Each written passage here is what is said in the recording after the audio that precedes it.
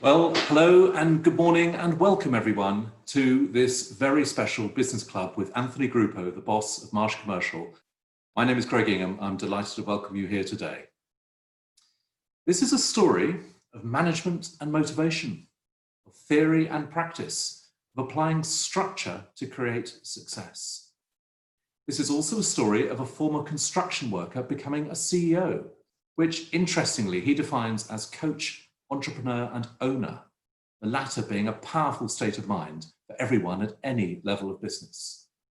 He's the boss of Marsh Commercial, a company with 2,700 people here in the UK, 200,000 clients across multiple sectors and numerous UK offices, focused on insurance, risk management and employee and health benefits. It is also a story, we're delighted to say, that we're telling uniquely today through our 4 cities where Media Clash, our business, publishes magazines and runs events. That's Bath, Bristol, Cardiff and Exeter. Before we start, some updates. We'd also delight to say that we are, after this great pause, we will be coming back roaring with our magazines, coming back to publishing, celebrating the very best in these cities. And we're keen to play our part to help buoy up these cities, to show the good that people do, to highlight the greatness of the cities, to focus on the uniqueness, particularly from the independents in each of these cities. Bath Life is back with its first issue back on August 28th, then Bristol Life on September 18th, Cardiff Life, September 25th, and Exeter Living on October the 2nd. And our teams would, of course, be absolutely delighted to speak with you, whether editorially or commercially. Our events will continue virtually for now, such as this event today, business clubs and surgeries in all of our cities.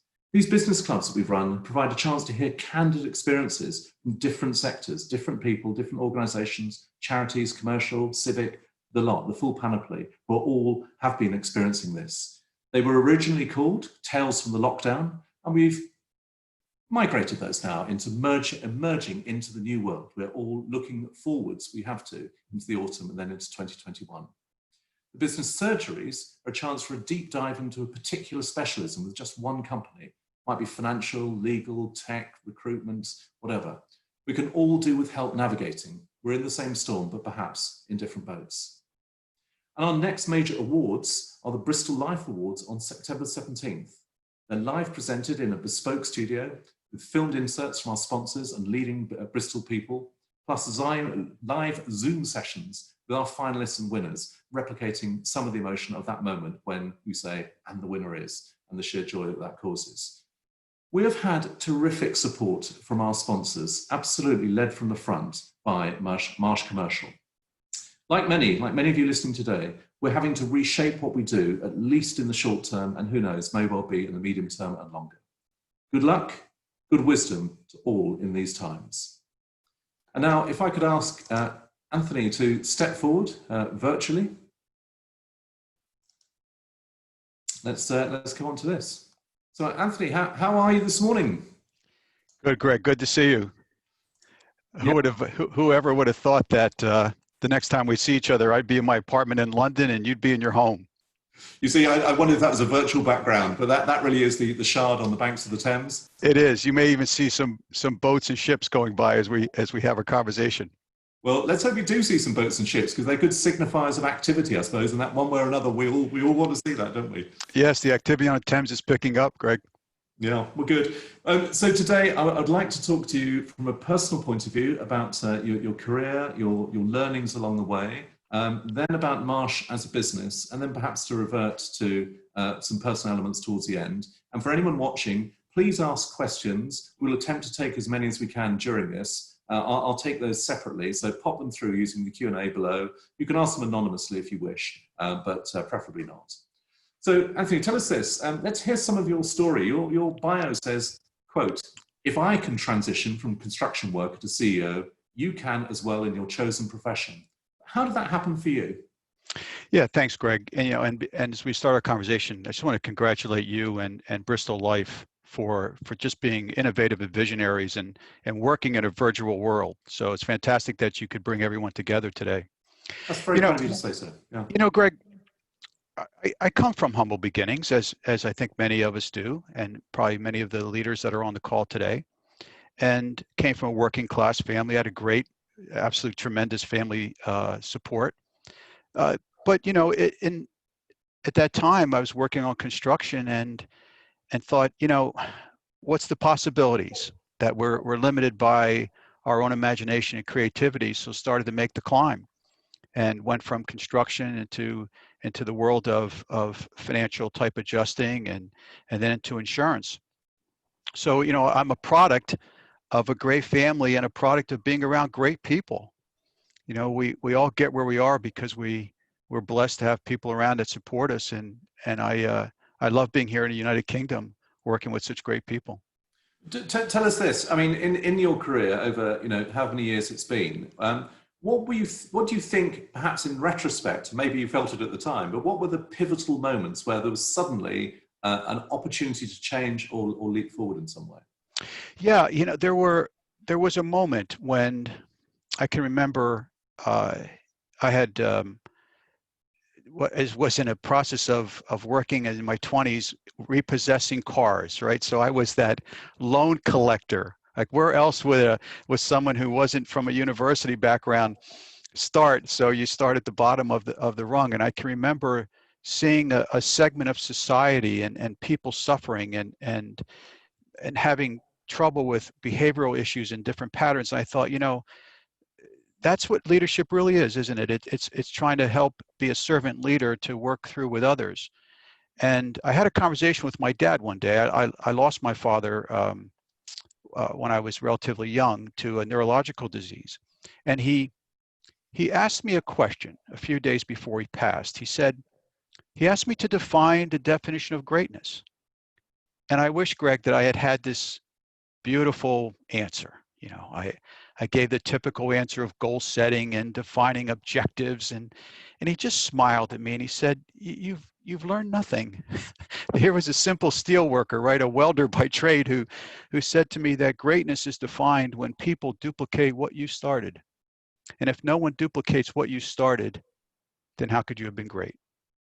So I just tried to lead the rest of my life and my career trying to pay honor to that steel worker and try to be in a position of helping others, because I think that's what leadership is. We want to talk quite a bit about leadership today, and one key element of your approach is to be challenging in a you know a good and productive way, of course. But I just want to Yes. ask about, given the scale of Marsh and its diversity, both by sector but also by geography when it comes to the offices and teams and so on, how challenging is it for you to seek that challenge through an organisation given that structure? Yeah. So it's always challenging when you're responsible to support and work for a few thousand people, but you trust on your ability to have a good team around you. And I'm blessed to have a really strong leadership team and tremendous professionals at Marsh Commercial. Now, we all know that when you have that type of responsibility, 60 locations, over 2,000 people, that you can fall prey, and I'm sure it's true for leaders on the phone, whether businesses are small or large, that you think you have to control it, micromanage it, be so hands-on, and that's probably the real kiss of death. And that's what can really stagnate an organization. So it's trust, it's lead by example, it's be very transparent in communications. I try to say exactly what's going to happen and what I'm thinking about, and not fear the hard debate. I think too often business leaders and businesses and governments and others just don't trust their constituents to know the transparency of what the moves are going to be. And, And and then that creativity comes, Greg, right? That's when great people step up and have great ideas. And those hard conversations are ever more pertinent. I'm not talking about Marsh in this respect. I'm Yeah, talking generally that virtually every business on this call either has or will be contemplating some degree of change in their business, including potentially redundancies or short-time working or whatever. And that is really hard to both navigate your way through, whether a smaller or a larger business, but of course to be on the receiving end of. How do you advise businesses to approach, let's go into some of those sure. areas. How do you advise them to take those tough areas of communication where you're having to implement new ways of working, including not working? Sure. And think of it this way for a moment. that everyone, because of this virtual behavior and working remotely, if you had said to me that in the beginning of or middle of March that 2,700 of us would be working from home within a few days after that, I would have thought, God, Craig, you know. But when you think through what's happened is we've actually become closer than ever in this environment. You and I are right now communicating inside our homes. So what happens is the personal stories of those we serve come more to the surface. We're even more aware of parents looking after aging or ill parents, single parents looking after children, working couples sitting at a dining room trying to do their jobs, both from their laptops with children in the background. So what happens is we can become more, hopefully, sensitive and sensitized to that environment. And it's at that point that when we start to think creatively, that we have to realize that we'll never work the way we did again, that the ecosystem has changed, that we will work from anywhere, wherever we're standing. And the office will become a place of collaboration and training and other productivity, but we'll only go in the future to where we go to be productive. So what is the difference of you and I and Claudia and Annie meeting in a park to discuss Bristol life or an office? So the challenge now is to be able to give people the freedom to balance their life and work while still maintaining the performance standards and expectations that a company has. And when we do that, I think people, and we see it, people rise to the occasion because they know we don't have all the answers, and we're going to find them together. I think that latter point is particularly well made. The reality is that doubt is always uncomfortable, but certainty is sort of absurd in current times. And as a business leader, whatever size of company, to put your hand up and say, we don't have the answers. No one does at this stage. We can just try and figure it out the best way we can.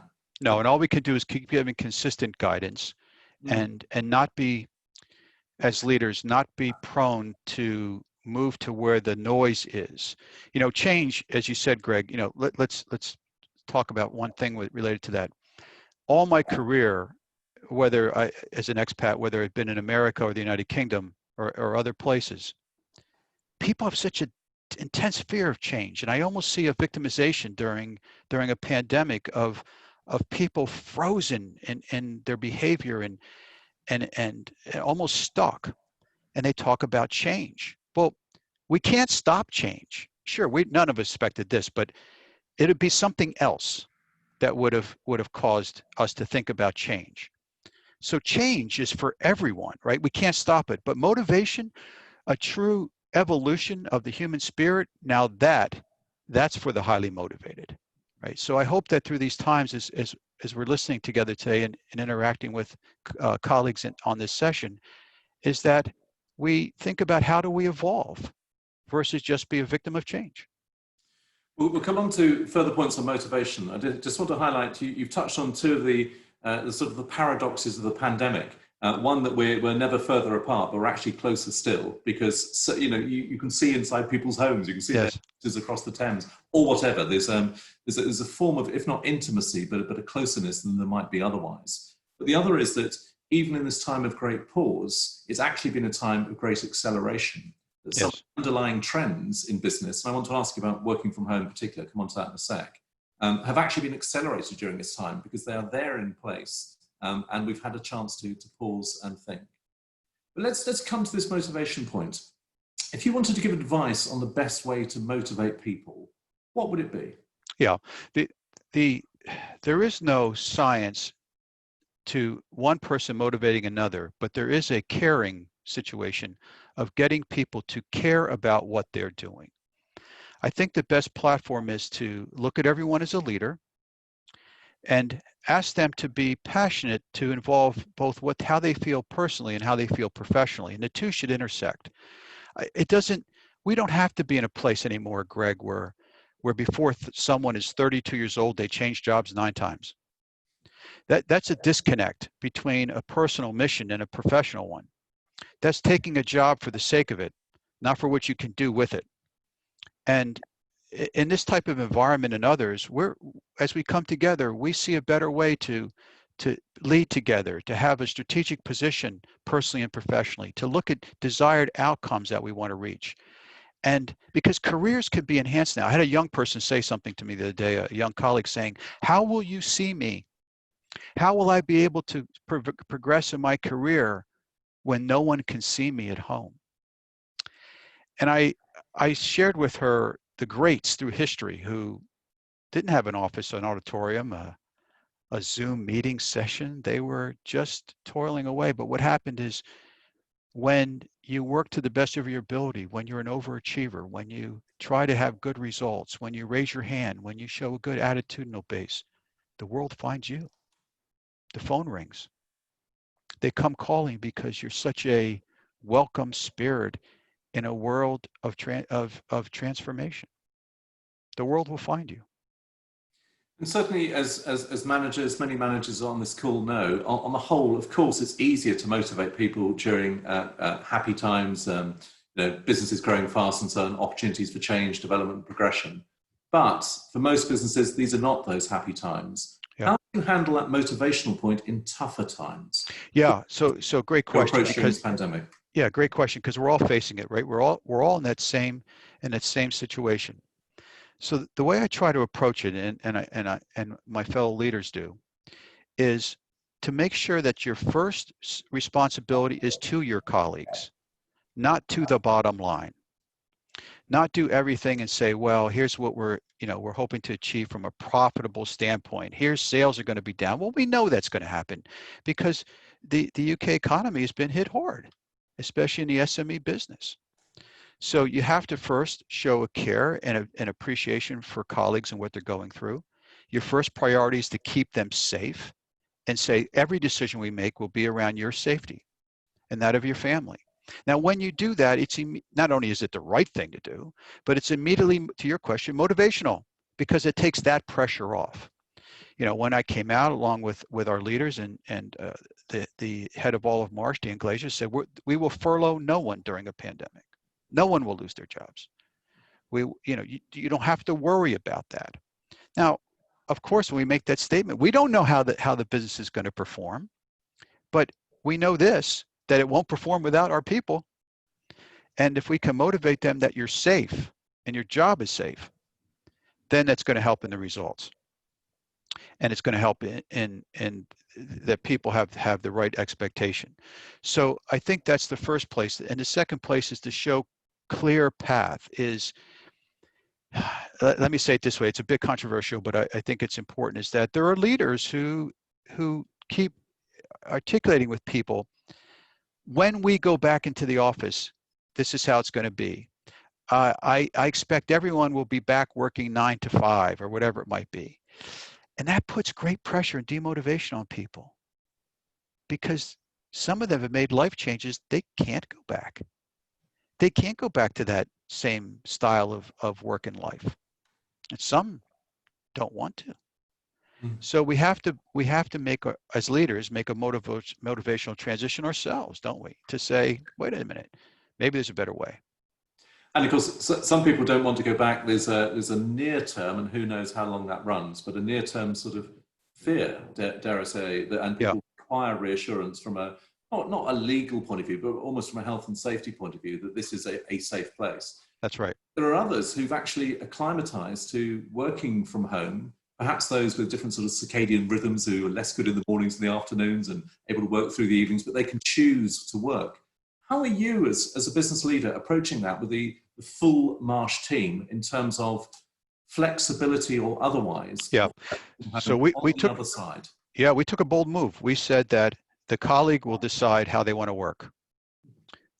We put out surveys and other instruments, town halls and all other types of venues, and said, you have to make the decision yourself right now. While we're in an active pandemic, back to your point about health and safety, with no vaccine in quick sight, that you have to decide first, and the business will work around you. And now, when we said that to 2,700 people, I held my breath. I was like, well, let's see how this is going to go. but people responded fantastic. And in fact, I worry about them more now because I think they're actually working longer hours in many cases. And in fact, because of technology and the virtual environment that we're in, people can help each other from anywhere in our country. So think for a moment, what before might have been my northern region, southern region, Scotland, and it might have been more contained in geographical sense. But now, someone in Scotland can help someone in Exeter. Someone in Cardiff can be helping someone in Glasgow. So people started to meet more people and energize each other, and it it's a different place now, Greg, isn't it? Well, let's take. I agree completely. It's a different place now, and it's probably going to be a different place in October and in January and in June next year and so on. We're all, lily padding for the next few months and thinking I can sort of see that and sort of see the next one. But I don't think many of us have much idea what it's going to be like. But if you take your as a very rough steer on this rather than anything specific, take your 2,700 people where previously I would imagine virtually all of those will have worked in some office place or be out in there with their clients and so on. Yes. As a total proportion of Marsh commercial hours, what percentage do you think will be at home in 2021, roughly speaking? It's hard to say. I think I could tell you it's going to look like this statistically. It'll be a combination of home, office, and satellite. And I believe that will be well over 70% will have some of each component, 1 to 3 days in an office, the others coming in. But I will share with you that I'm trying to instill a philosophical base and a cultural base that says, I don't care where it is. I care about the outcomes we can do together. Leaders have to rebuild themselves now to be able to work and be flexible with people. So for example, if there were 6 of us that used to always work in an office to meet, because we're based in all the communities in the UK, right? We're all over the country. Wherever that team is best sorted to meet, then do it. It doesn't have to be inside the 4 corners of a commercial office building, does it? Because creativity is not hamstringed by its landscape. So if you trusted people to work together in the office, why would you trust them differently to work in another setting that they don't have to commute 2 hours, or they don't have to struggle with childcare? Who knows? In many decades, perhaps centuries back, we'll look on at the office as essentially a 20th century construct that bled over into the 21st century. But ultimately, as you say, creativity or effectiveness isn't possible. It's possible. No. Because an underachiever is an underachiever, correct? So if someone is an underachiever and doesn't want to do a full day's work in an office, it's going to be the same in their home. So we have to hold people accountable, right, for their outcomes and their strategic goals and their performance objectives. And that's true of managing people, whether you can see them or not, because just because I can look at you doesn't mean I'm going to get better results. All it means is that I'm more of a command and control micromanager who's going to make your head explode. Let me just come on to a contrary argument, which of course many will express about working from home. There are various reasons why people are cautious. One might be how teams work, how teams collaborate, how they just work together. How Zoom and Teams takes us so far, but only so far. Yes. What advice would you give about that? How they collaborate? Yeah. So I would look very carefully for the distinction between tasks and strategy. I'm convinced now that in a virtual environment and working like this, we can get tasks done. We can absolutely serve clients and execute on tasks. What I'm concerned about, and many of us are, is the strategic part of this, the creativity part. It's when we're in proximity with each other, and you and I have a session, and now we walk down the hall. If you turned around and thought, wait a second, there's one other piece, you can immediately come back and we can strategize again. That's much more difficult. That's why we're going to have to build in labs and times and forums and face-to-face to actually have that happen.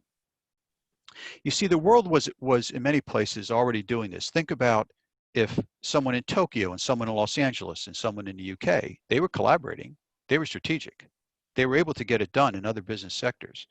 Then we have to think differently, and in doing so, we have to challenge ourselves to break our own self-awareness. And that's what leaders have to face now, and business owners, is we had a self-awareness of how we were comfortable working. We, the individual.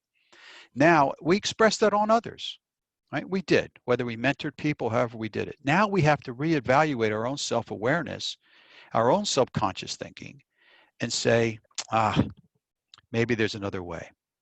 And it was different for me, right? When I left America and came here, it was a shock, right? It was How long back was that?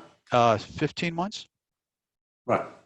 So I actually lose track. Yes, 15 months. So that's complete different, right? Changing countries, and my self-awareness had to change from a style, right, of business that was different. Could you just bring out the key differences in your personal style or your managerial style in the UK? Yeah, I think here what I like about the UK is I find that the professionals here are very diligent, and it's true in America too, but very diligent and want to do want to do excellent quality work.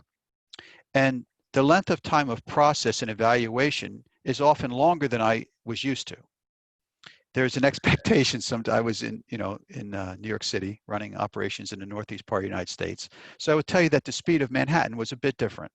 So I had about 7 seconds to impress someone and make my point. And in fact, I prepared for a very direct challenge, a head-to-head challenge in no nonsense terms of what that person felt about what you just delivered. Well, here it's a bit different. It's not as direct, let's say. So sometimes when I first got here, I might have been a little more direct as an American, and I certainly have learned to be less direct in some cases. I think some would say I haven't changed at all, but I would tell you, I think I have, Greg. Yeah, I guess sort of the proof of that will be when you at whatever stage go back to the States, or what I would imagine permanently at some point, they'll all say, "God, you've changed." Yeah. So what commitment I made though, Greg, is I have said that when I leave the United Kingdom, I've also, my career is over at that point, right? I'm in a retired state at that point because I don't think I could go back now and rebuild myself again. Let's come back to this point about the different approach that working from home and the way of collaboration and so on will mean for all of us to some extent, and some of us to a great extent in the future.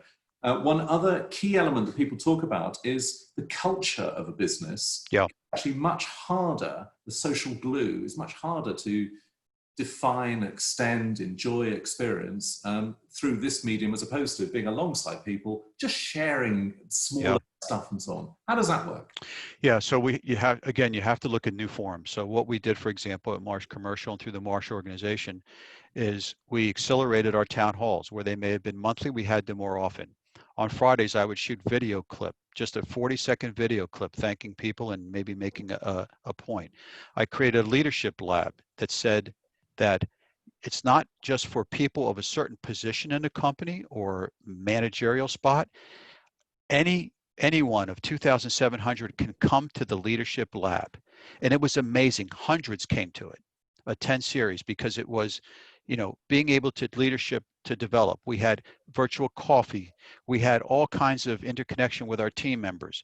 We probably did our best to over communicate and make sure that we were connected. We also use social media a great deal. LinkedIn messages from myself to colleagues. If you saw something happened, maybe taking that extra time to make more phone calls than you would have thanking people. You had to and have to apply more energy. And what I realized about myself in this is if I could do more touch points now that we're in a pandemic, why wasn't I doing it before? And so again, back to self-awareness and the subconscious is, if I could find the time and the energy to make more outreach, then why would I ever stop? Because stopping when you go back is an indicator that you really weren't sincere. You were just doing it because you were facing a pandemic. I'd rather say that we recreate ourselves and make our moves to change our energy forever. So I'd say to people, don't get trapped in this. Don't let it break you down. Don't let it beat you down. We'll come through this. We're tough. We're tough people. This too shall pass, as has been said by many people. It's just a question of when that passing is. Do you want to come back to this point about self-awareness, not yours, Yeah. managers, Yeah. and the realization that times are different and so on. Do you think one of the barriers to this more flexible approach of working is that people have been focused on input rather than output, and that actually learning to trust is very difficult for managers to let that point of control go? Yeah, and I think it becomes we had to do a great deal around mental health issues as well, because what happens is if someone is struggling, whether to your point, Greg, whether it's a leader or a colleague of any position, you may not be able to see and know that, where before maybe they were missing time, or you could see that they were a bit off track when they came to work. You might have been able to spot someone struggling with mental health or other issues.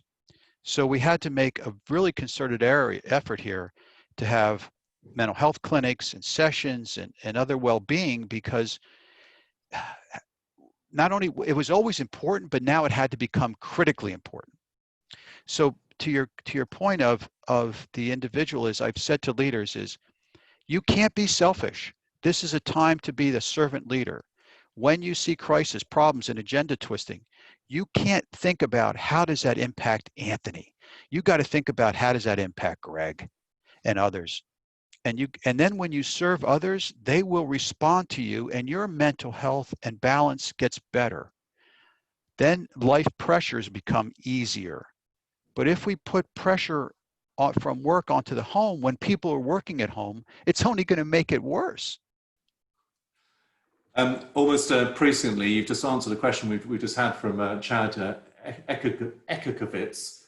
What's Marsh taken to ensure the well-being of employees' mental health during this time and potentially beyond? So, I hope I answered Chad's question. So yeah, you're wholly on message on that. And I guess to further for Chad to that is Chad also there are so many professionals out there that have a real propensity and ideas focused on mental health, because I think we've also changed how we look at mental health, right? Diversity and inclusion is so critical. That has to be at the forefront. That can't get lost in this kind of environment either. That's too critical. So the advancement of women in business, all of those issues, right? We can't let anything go, because otherwise it's like grabbing smoke. So grabbing smoke, that's a great line. I have to confess right now, I probably will nick that line to use at some later stage. So, feel free. You know, like other things, language is a virus. So there it goes. You wrote your book 6 Degrees. I think this was 1999. Yeah, it's 20 years. It's 20 years ago. I mean, you know, everything. The world has changed since then. Yeah. But notably, it fixes on 6 points: leadership, marketing, resources, strategic position, research and development, and outcomes. With leadership at the start, it's an obvious question in some ways, but why does leadership matter that much in terms of business destiny? Because I think it's so hard to get it right. I think that forever, as long as I'm breathing air, I'm going to be a student of this game. There's a humility that comes from the desire to lead, because you realize every day, even on your best, that there are so many people that need help with it. And I think that a lot of leaders sometimes don't pay enough respect and dignity to the science and the art of it, the love of it, and how much it impacts people. People remember leaders that influence them all their lives, just like they would a good teacher. And I think that families are impacted that way. How someone goes home at night and speaks about the company or their leaders impacts the children's ears that are listening at the dinner table.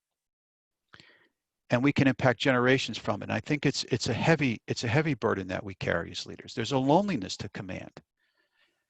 And I think that if you don't start your 6 degrees based on that and how you can constantly self-improve, then the rest is on sand. Is leadership more important than strategy, ultimately? Yeah, there's no strategy without leadership, because what happens then is it just becomes You build a strategic plan, you put it on the shelf, you look at it every year at budget time. You hadn't looked at it the whole year, and all of a sudden you're surprised why you didn't hit any goals. But so the leadership culture welded to a strategic plan is the essence of evolution of a business. There's a phrase that's doing the rounds that culture trumps, forgive the word trumps, but culture trumps strategy. Do you buy that?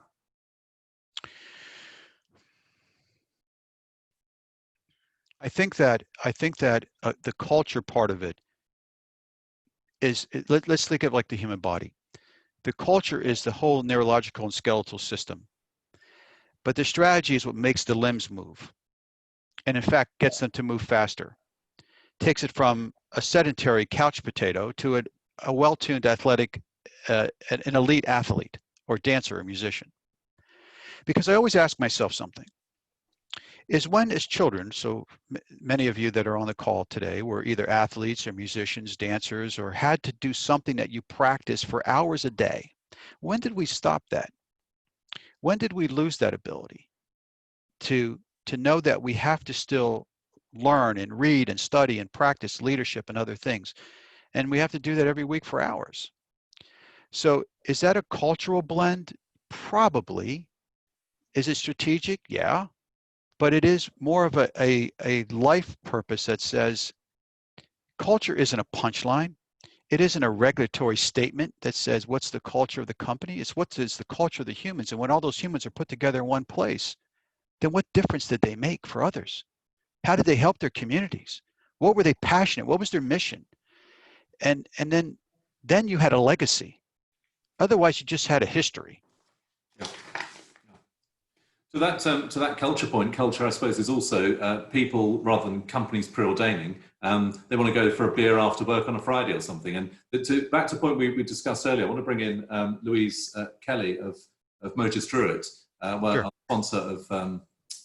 Sorry, no, it's not. It's Louise Keeley. I can't read. My apologies, Louise. And she's saying, how do you keep the team, quote, together when everyone is working remotely? You've touched on this, but it's so much No, it's a good social interaction of individuals. That's one of the reasons why we actually work together, is the enjoyment of time with colleagues.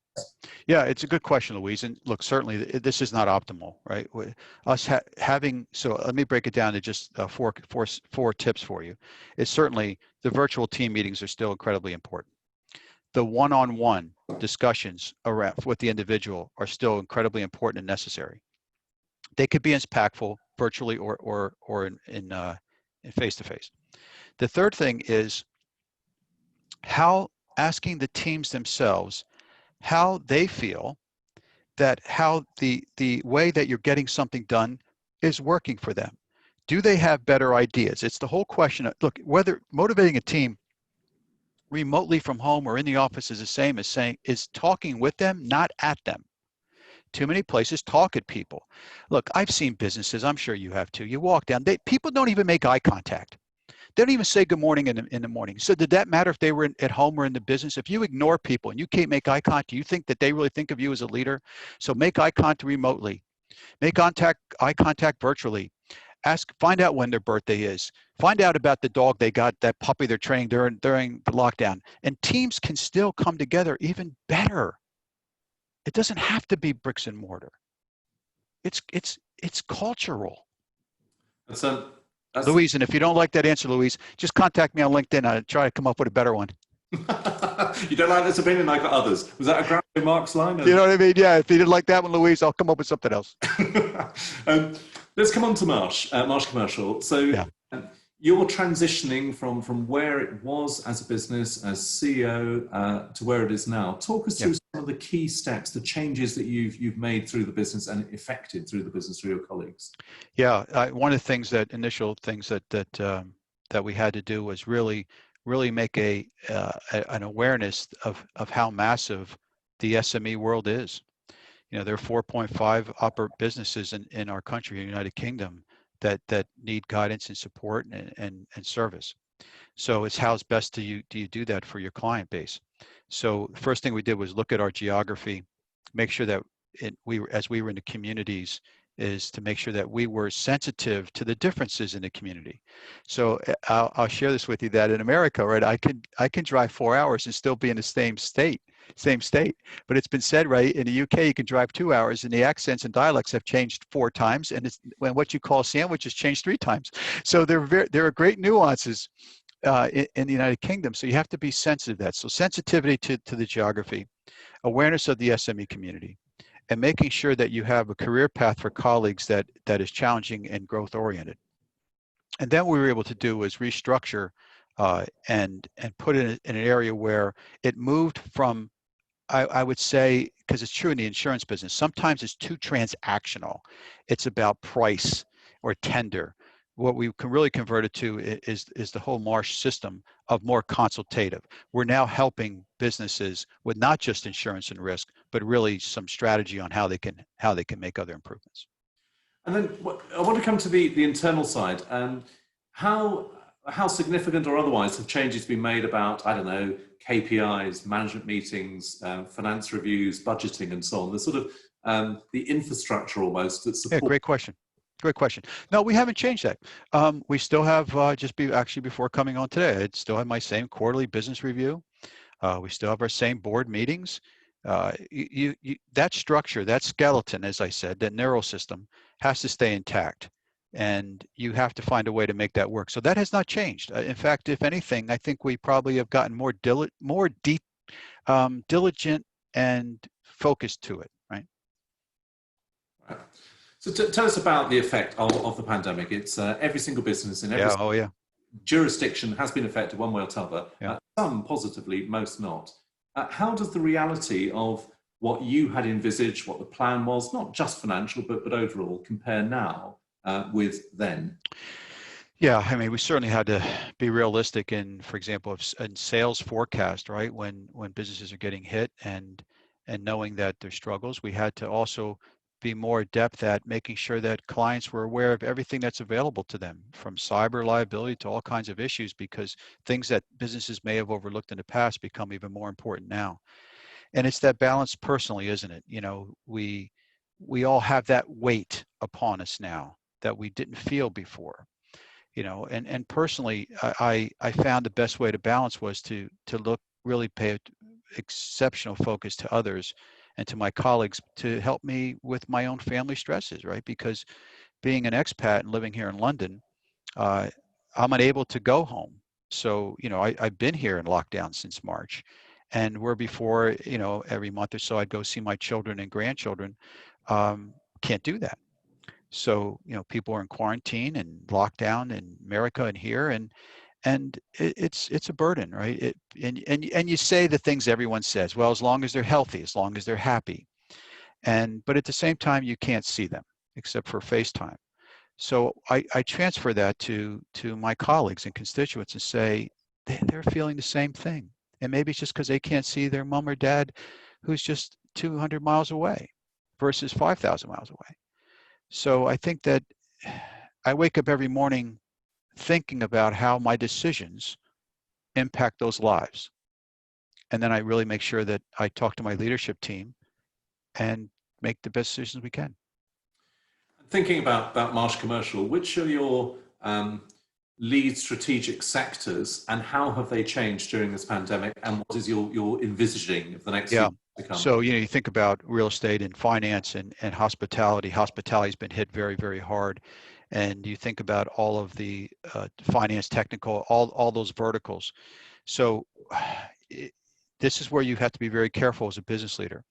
What you don't want to do is turn your back and walk away from those sectors that are struggling because you think, well, maybe they won't be as profitable. And now it's put all my time and attention. That's the wrong thing, because they were the sectors that were there taking care of you over the years. So you have to make sure that you take all the boats down the river with you and pay attention to building vertical focus and making sure that all the resources there to serve all those verticals, whether they be hospitality or real estate or finance or whatever it might be, manufacturing, and at the same time make good business decisions and decide that in some of your new research development pieces might be something that's coming that isn't happened yet, right? That now, as the world changes, there may be things coming that will need new cover designs that no one's done yet. So fortunately, that's where we're blessed with Marsh, because we are in 123 countries, and we can use intellectual capital from around the world to help in every country. Tell us about your scale of businesses, or rather scale of clients. Is there a sort of a de minimis that it's frankly just a bit too small to consider? And equally, are the corporates which are off your scale? What's your sweet spot? That's the beautiful thing about Marsh Commercial. Marsh, my colleague and partner in would be Marsh Corporate Business Sector, Alistair Fraser, is the CEO of corporate, and he and I are collaborating all the time. Elsa King, who leads risk management, Paul Moody, who looks at specialties, Charlie Netherton, looking over Marsh Advisory, and others. We're constantly with Chris Lay, who's the CEO of United Kingdom and Ireland. We're constantly, as an executive council, looking so that no client segment is left behind. So we go as to private client that are folks personal, home and vehicle and motor, to massive corporations. And in Marsh Commercial, right, SME is a lot of our space, and larger clients as well. But that's a good question, because an entire leadership council has to be in concert. Alistair and I and everyone else, we have to, you can't afford an egotistical silo of business that puts walls up around it and said, well, I'm not going to collaborate with anyone else, because that's when your clients get hurt. Your Marsh Commercial is clearly in a very competitive sector. Do you like competition personally, and how do you use it managerially to motivate? Oh my God, my whole life is based on it. So yeah, look,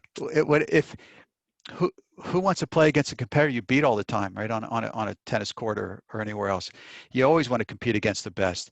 So I love the challenge. I think it makes you better. It makes everyone better in the industry, and the client is beneficiary. Oh yeah, no, listen, competition. Look, I have a simple culture. If you read my psychological profiles, right, that you take those tests, they all come up the same way. This man wakes up every morning thinking he starts at zero. so then you go from there. Right. So I'm taking from that you're a pretty sort of feisty character, I guess, and in terms of wanting to gain, to prove, to demonstrate, or whatever, but equally to beat competitively, I guess.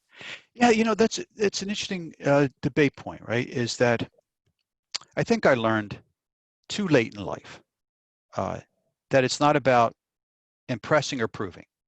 It's about serving and doing. In our 20s and 30s and 40s, you probably look at ambition and career maybe differently. And I will say, in some cases, I looked at it wrong. It was more of a self-serving climb. But then you get it, right? You get it one day and you say, no, hang on. Look at all these hundreds and thousands of people that looked after me and helped me and worked alongside of me. So whether it was on a construction site, climbing steel or scaffolding, and hoping that the individual tied the lines around you correctly, or they built the planks correctly so you don't go flying through to the ground. The same as in a boardroom or living room or a construction site, is the people around you, hopefully they've strapped on their equipment correctly. And when I learned that it was about serving others, when it really was about a mission, and then I think I probably relaxed better into the game. I guess there's also a theory that the older we get, the more like ourselves we truly become. We're not either trying to discover, and equally we're not trying to impress in quite the same ways. And eventually you reach a point of acceptance or status. That's the theory. How far that's true, who knows? Yeah, Kara Lynch said to me yesterday, she and I were doing a leadership lab together, and she's a very gifted leadership coach here in the UK. And Kara said, there is no failure, it's only feedback. Yeah, that's pretty good. That's so true. One specific question, which is about recruiting. Yeah. Partly, square brackets the pandemic, because that creates its own issues about recruiting. But yeah, what works for you? And talk us through that Marsh process and what you found, that what you're looking for when recruiting typically. Yeah. So I will tell you that I have a simple thought around this, and I dispense with look, I have a lot of great people in HR. Right? Amanda Brown, who leads our HR team, there's none better. And they'll look at the CVs and all the things that structurally have to be there. But I look simply at this as, can people, are they coachable? Do they have the ability to overcome inertia, to really work independently without having to have their hands held all the time? And do they have the ability to be a lifetime learner? And when you have those kind of ingredients and high energy, you can teach that individual anything. And they will make you better, and they'll make organizations better. So whether it's our talent acquisition people that are looking, or even if it's me on LinkedIn, seeing someone that looks that may be a good colleague from Marsh Commercial, and I'm sending them a message, that's what I'm looking for.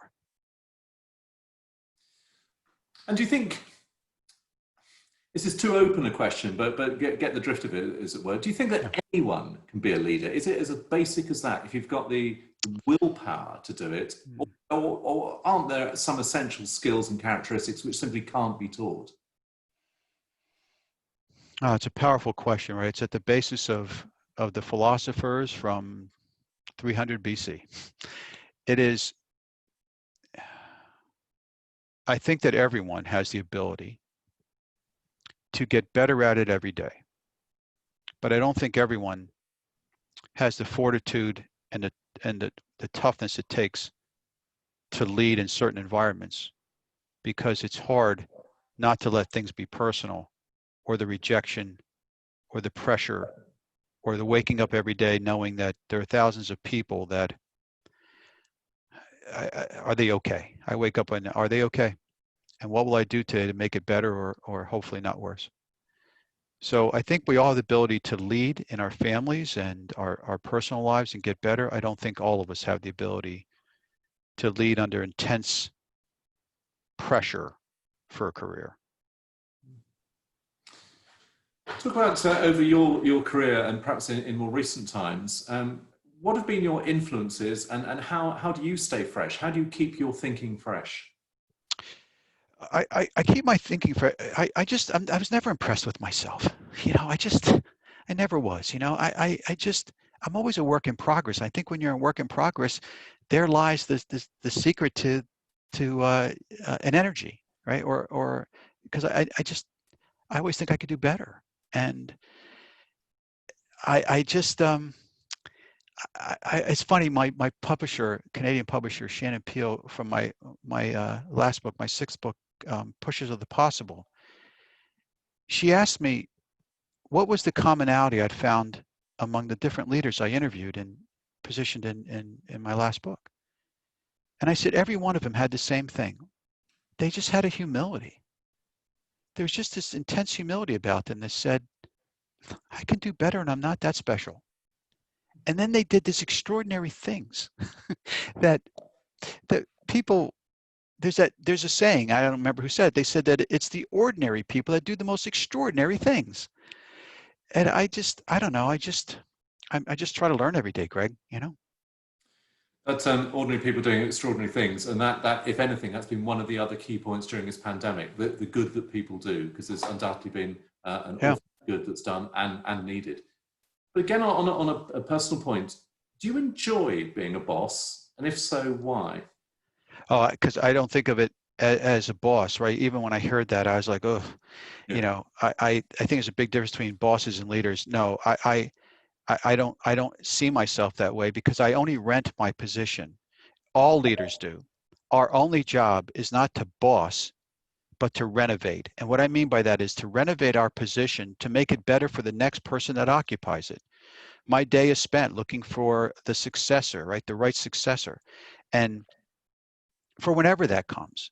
And to make sure that you left it in a good place for them to inhabit. And I think that's what we're trying to do. That's why people hang on too long, Greg. I'm like, I look at them, I'm like, what are you doing? Like, get out of the way. You don't have the passion, you don't have the energy, you don't have the speed. You've become command and control. You're just stopping the culture from moving. Get out of your own way. How will you know when it's time for you to get out of your own way? Good question. So for me, it's all about the love of the game. So as long as there's a love of the game and I still can compete, and what I mean by that is that my leadership team, because I ask them, all the time, right? We evaluate each other all the time. And you'd hope that Chris Lay and the presidents of our boards and leadership in you hope you've been honest enough that people would say you're just not as fast as you used to be. But I think I would know that before anyone, and that's when I will absolutely walk away from the game. That's the point about being both self-aware but also self-critical, I guess. Yeah, because a lot of people I see make excuses at that stage in their career. They make excuses of why it's not them slowing down; it's the environment causing them to slow down. Well, the truth is, no, it's you. It's you. Talking of paradoxes of the pandemic, and I'm sort of guessing this from how you've been speaking today. Have you bizarrely perhaps been energized by the pandemic, having to respond to it and so on, and stepping up? Oh, yeah, look, nobody liked this one, right? Nobody wanted to deal with a global pandemic. But if you are thrust with that, if that is our lot in life, then should we not step up to the best of our ability? Yeah. I don't need people around me telling me how bad it is. I know how bad it is. Tell me what we're going to do together to make it better. And then, I want to call it an energy, sure. We've got a question from Simon Seigel. Hi, Anthony. Amid all of your many career successes, are there any regrets or missed opportunities that spring to mind that have actually shaped your outlook? No, thanks, Simon. Thank you for that. I know we're getting close on time, so yes, there is, Simon. So there is that. There are those tough places that I would have gone to help organization, turns and situations, and I think that my regret was that sometimes I didn't quickly get immersed into the environment to understand its lowest common denominator. And I learned over the years to go where the suffering was and where challenges were and where not-for-profits and charities were struggling, and to really see where the most help was needed and come back. So my regret sometimes is I stayed too far removed from it early in my career. And then when I dropped down into it, helping kids in crisis, Linda and I, my wife, we took in foster children, kids in crisis and things like that, because I wish I had done that sooner. I wish I had been a better servant to the community earlier in my career. What do you think, and this is a sort of a forward and backward question, so apologies. What do you think in, say, 6 months, 12 months' time, when you look back on this period, what do you think your key learning will have been?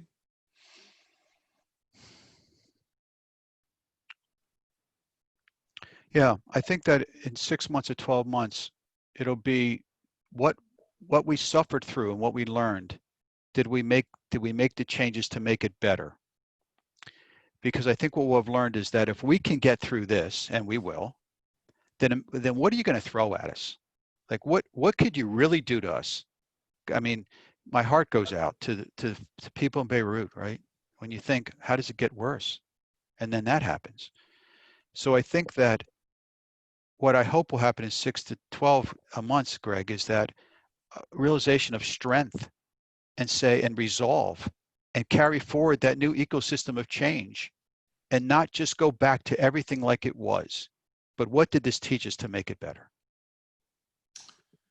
What did this teach us to make it better? That seems like an excellent way to end the session. Anthony, we could, between us, you could go on for a long, long time. There's so much to talk about here, and it's been completely fascinating, but I'm afraid time is right against us. Thank you, Greg. I always enjoy being with you. You're one of the best, Greg, and all my support to you in Bristol Life, and I wish you continued success. Well, that's very generous and kind of you. It's as ever, all of us are two factors. One, we're all the products of teams, and we do have we're blessed with a very strong team at Media Clash. But two, we're all trying to figure our way here, and we're having to pivot and change and so on. But just to close, if I may, I would like to thank everybody for attending this or for watching this on YouTube. And thank you absolutely sincerely for your support for our magazines of Bath Life, Bristol Life, Cardiff Life, and Exeter Living, and for our events. These events, by the way, in Bath are sponsored by Modus Druitt, and in Bristol are sponsored by Bevan Britain, and our thanks to them. But seriously, from us all, a special thanks to Anthony for that inspirational and enlightening session. That was absolutely terrific. Thank you, Greg, and anyone that, please feel free. So thank you. Cool stuff. This has been a Media Clash production, and this has been quite a unique Bath Life, Bristol Life, Cardiff Life, and Exeter Living Business Club. Thank you. Hashtag Bath together, Bristol together, Cardiff together, and Exeter together. Thank you. Thanks.